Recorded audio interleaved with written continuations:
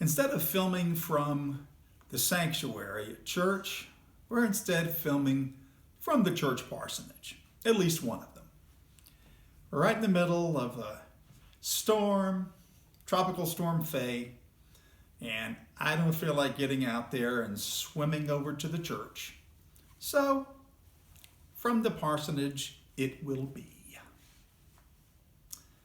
I knew nothing about the American prophet and preacher Sojourner Truth until I went to seminary.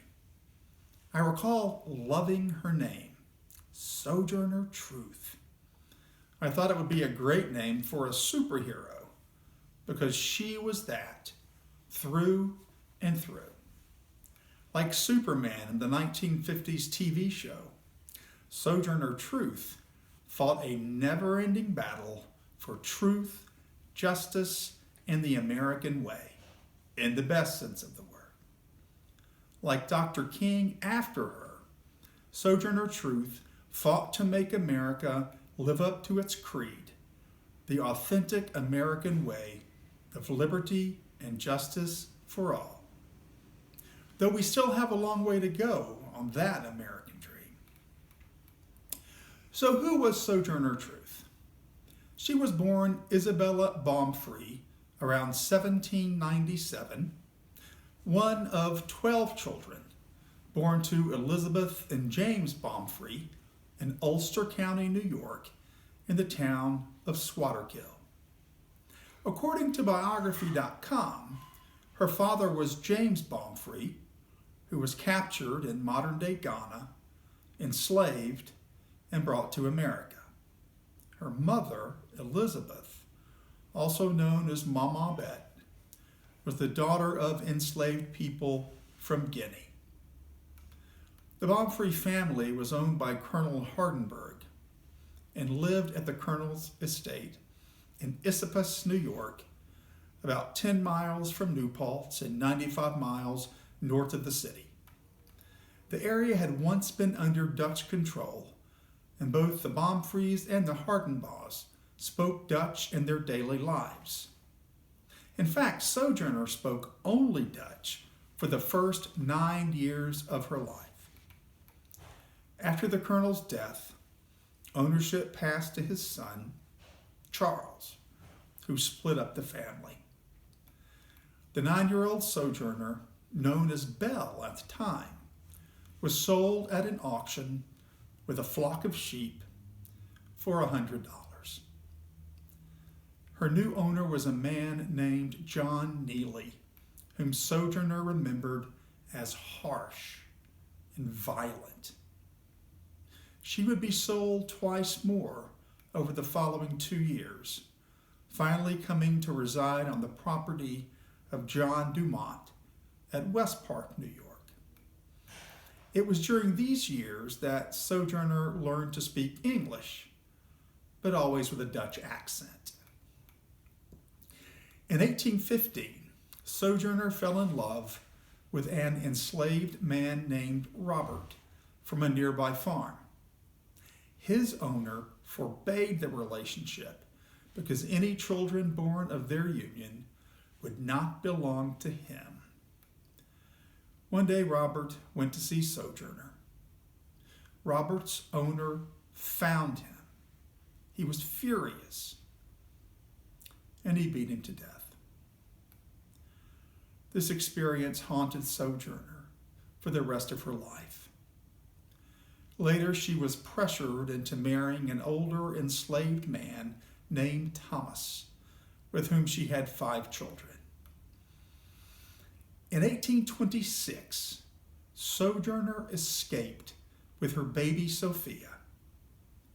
Not long after Sojourner escaped, she learned that Peter, her 5-year-old son, had been illegally sold to a man living in Alabama.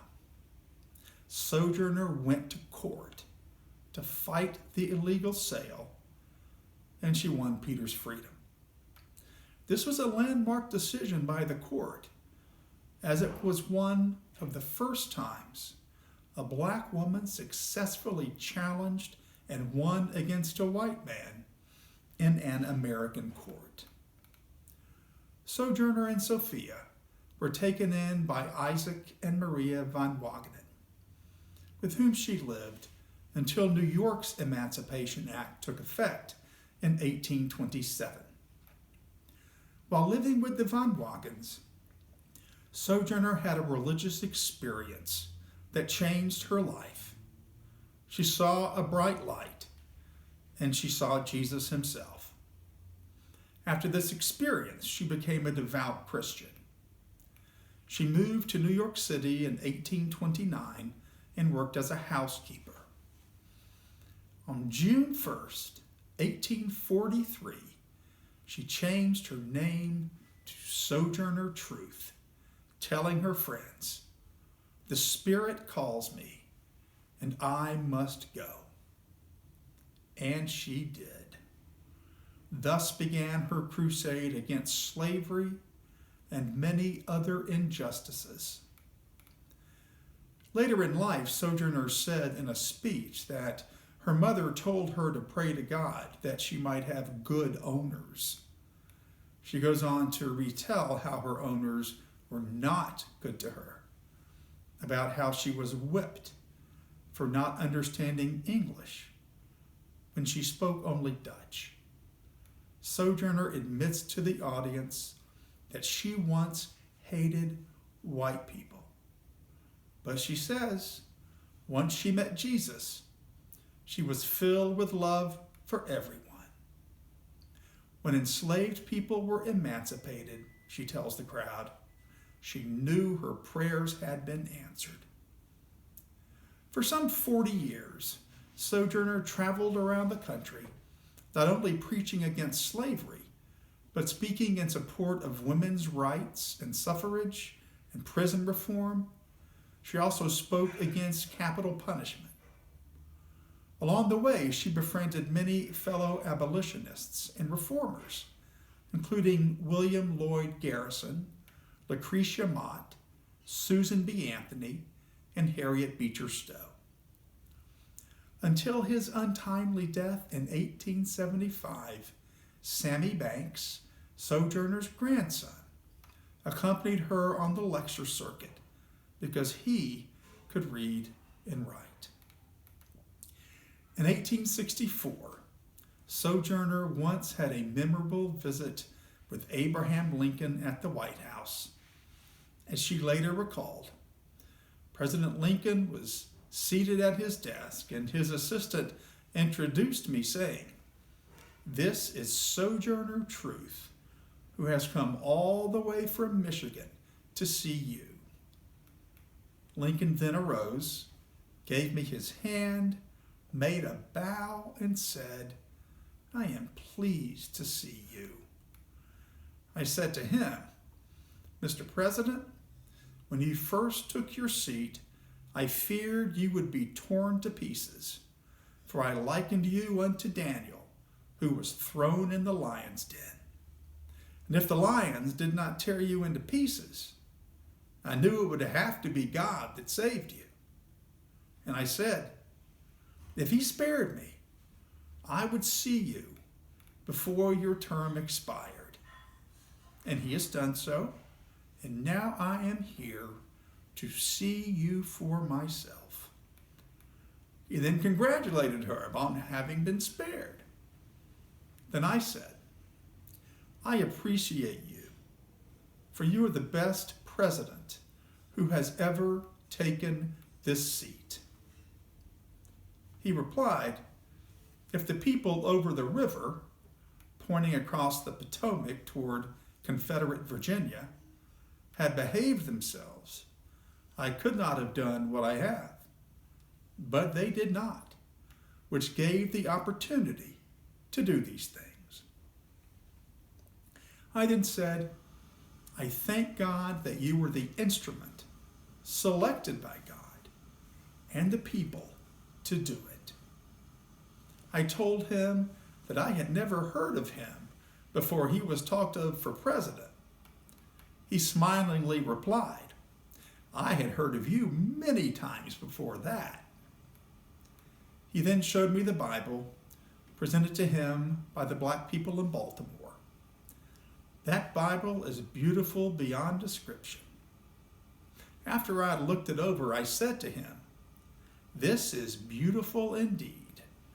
The people who have given this to the head of the government, and that government once sanctioned laws that would not permit its people to learn enough to enable them to read from this book. And for what? Let them answer who can," she said. I am proud to say that I never was treated by anyone with more kindness and cordiality than were shown to me by that great and good man, Abraham Lincoln. As I was taking my leave, he arose and took my hand and said he would be pleased to have me call again. I felt that I was in the presence of a friend. After the Civil War, Sojourner lobbied Congress for land for the newly freed slaves. In Lincoln's absence, sadly, she was unsuccessful. Sojourner campaigned for various human rights issues for many, many years until she was slowed down by the ravages of time. She once said, "I'm not going to die. I'm going home like a shooting star," which she did on November 26, 1883. Her fear that the abolitionist movement would run out of steam following the Civil War before securing women's rights proved sadly prophetic.